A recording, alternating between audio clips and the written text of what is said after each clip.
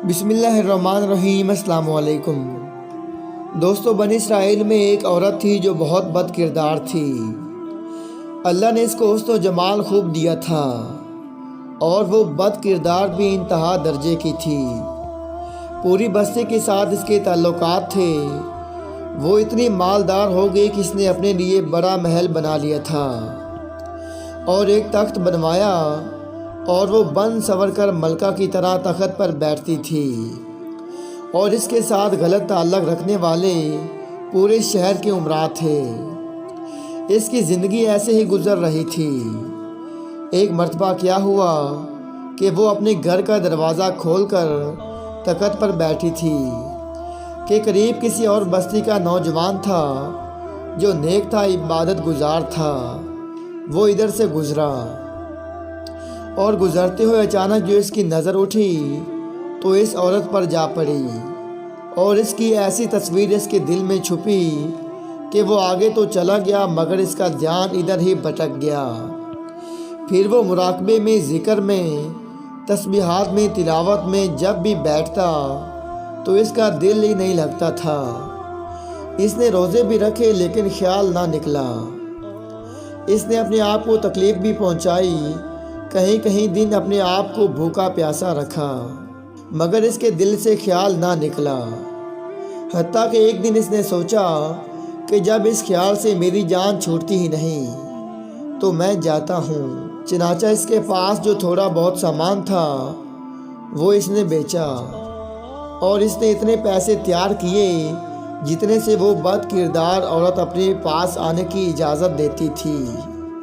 وہ اس عورت کے پاس آیا اور اس کو پیسے دے کر اس کے پاس چارپائی پر بیٹھ گیا اور بات چیت کرنے لگا۔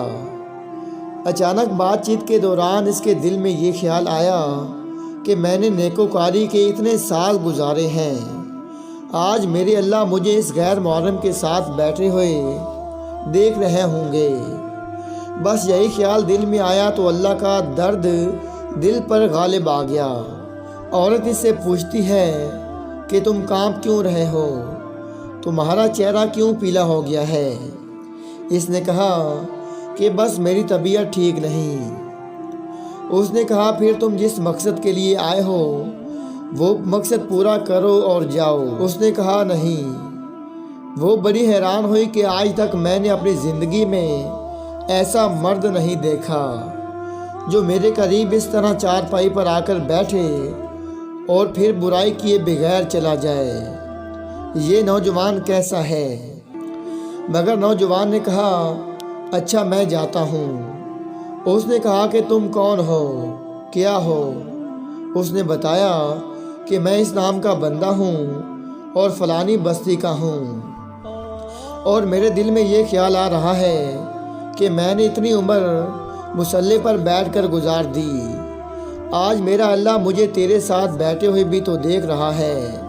بس اس کے بعد اس نوجوان کی آنکھوں میں آنسو آ گئے اور وہ چل پڑا۔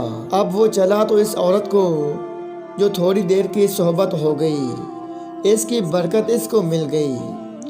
چنانچہ اس عورت کے دل میں خیال آیا کہ یہ کنوارا نوجوان اتنا اللہ سے ڈرتا ہے جبکہ اس نے گناہ بھی نہیں کیا۔ میں تو سارا دن اور ساری رات گناہوں کا مرتکب ہونے والی ہوں، میں تو خدا سے ڈرتی ہی نہیں۔ اس کے دل میں شرمندگی پیدا ہوئی، ندامت آنے لگی کہ کروں تو کیا کروں۔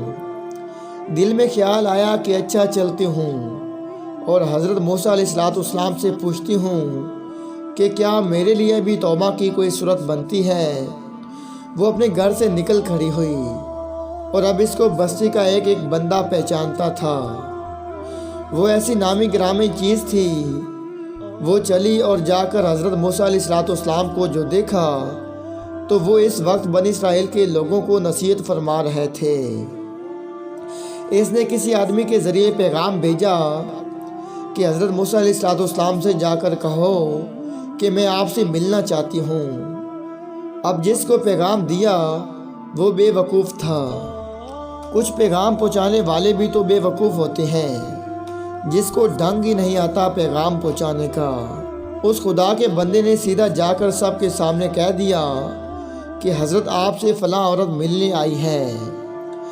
حضرت موسیٰ علیہ السلام نے نام سنا تو آپ کو بہت جلال آیا کہ لوگ کیا سوچتے ہوں گے کہ ایسی عورت ان سے ملنے کے لیے آئی، ان کا کیا تعلق اس سے۔ حضرت موسیٰ علیہ السلام نے غصے میں کہہ دیا کہ اس سے کہو کہ چلی جائے، میں اس سے نہیں ملنا چاہتا۔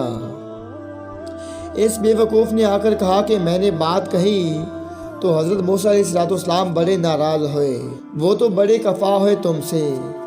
وہ ڈر گئی، اس نے کہا کہ میری بدکاریاں ایسی ہیں کہ اللہ مجھ سے پہلے ناراض تھا اور اب اللہ کا نبی بھی مجھ سے بات نہیں کرنا چاہتا، میرے لیے تو اب دنیا میں ٹھکانہ کوئی نہیں۔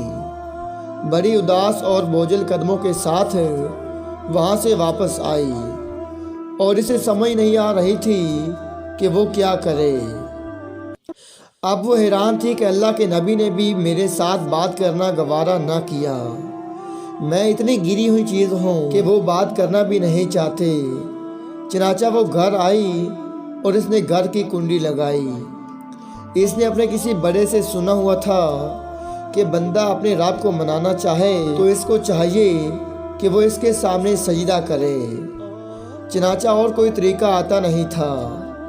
گھر کی کنڈی لگا کر ایک جگہ اس نے اللہ کے سامنے سجدہ کیا، دل سے یہ کہہ رہی ہو گئی کہ میں تیرے سامنے جھک رہی ہوں خدا، میرا کوئی نہیں اللہ تیرے سوا۔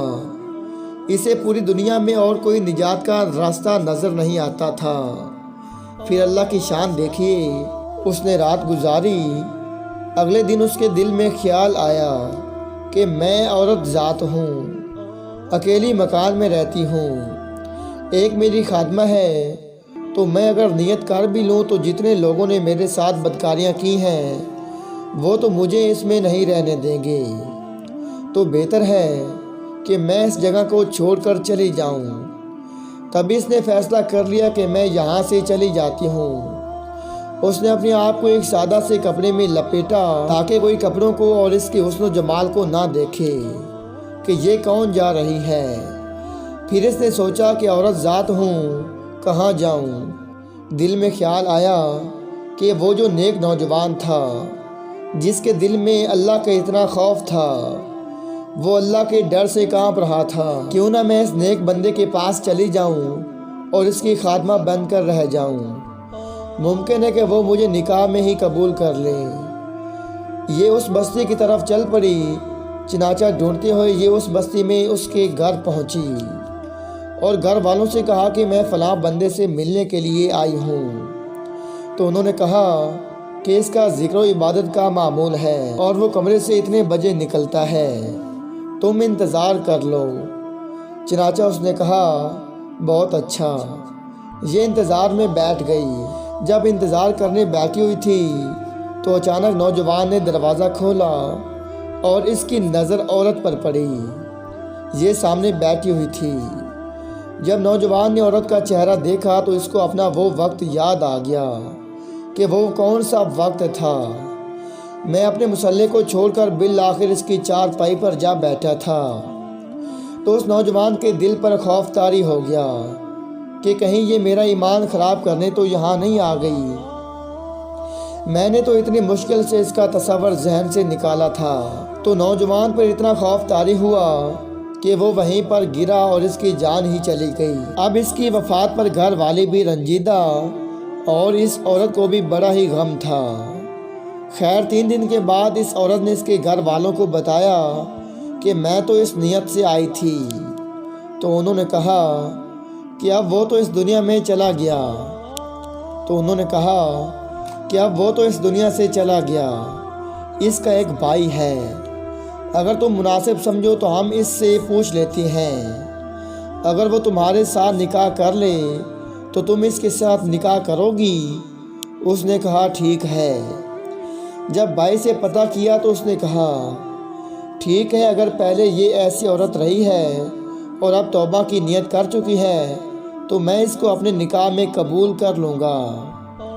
چنانچہ اس عورت کا نکاح اس کے بھائی کے ساتھ ہوا اور اس عورت کو اللہ تعالیٰ نے 7 بیٹے عطا فرمائے اور وہ 7 بیٹے بنی اسرائیل کے اولیاء میں سے گزرے۔